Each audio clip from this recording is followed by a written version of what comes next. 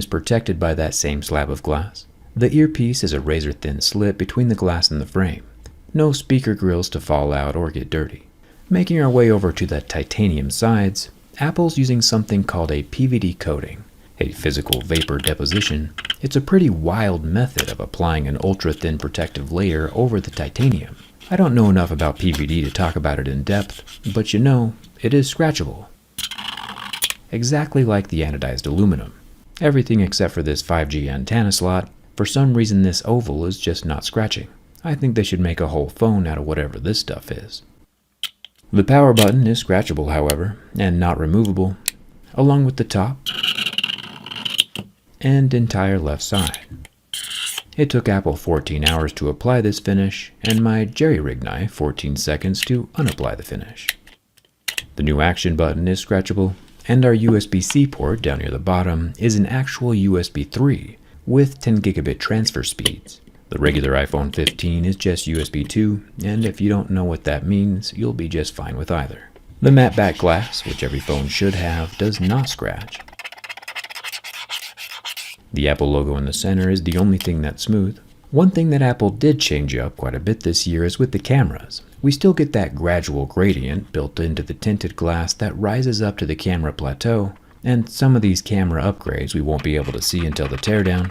But Apple says these 3 lenses that we can see are actually 7. Gotta LOL a bit at that absolute stretch. Here at the bottom we have a 48 megapixel main camera, which apparently has a nanoscale coating on the lens to reduce glare. The coating luckily does not scratch off or fracture. The coolest camera is definitely the middle one, a 12 megapixel 5x tetra prism telephoto lens that redirects and reflects light 4 times before hitting a 3D sensor shift OIS stabilizer. If there's one reason to take apart the iPhone 15 Pro Max, it's to see what in the world that looks like from the inside. Then up top we have a 12 megapixel ultrawide.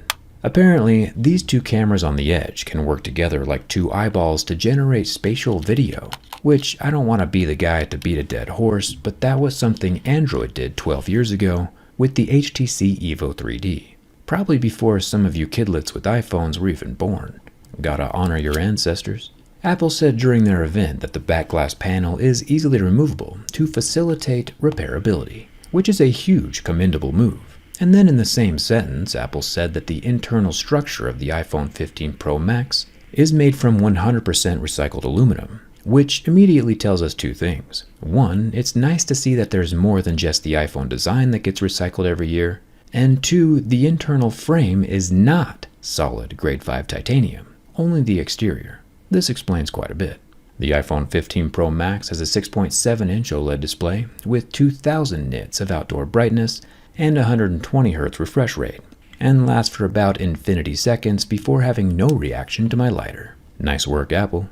We'll try out my big boy lighter in a second. It's time to see if the new blended aluminum titanium grafted hybrid structure compromises the structural integrity of the iPhone 15 Pro Max.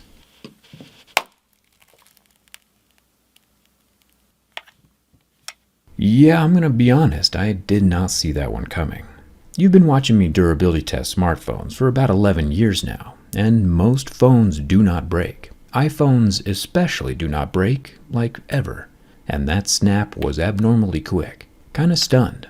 I'm not sure if it's because the grade 5 titanium frame has nearly 3 times more tensile strength than aluminum, or half the elasticity, but the glass did not like being pressed or flexed by my thumb. That's crazy. On the first bend, too.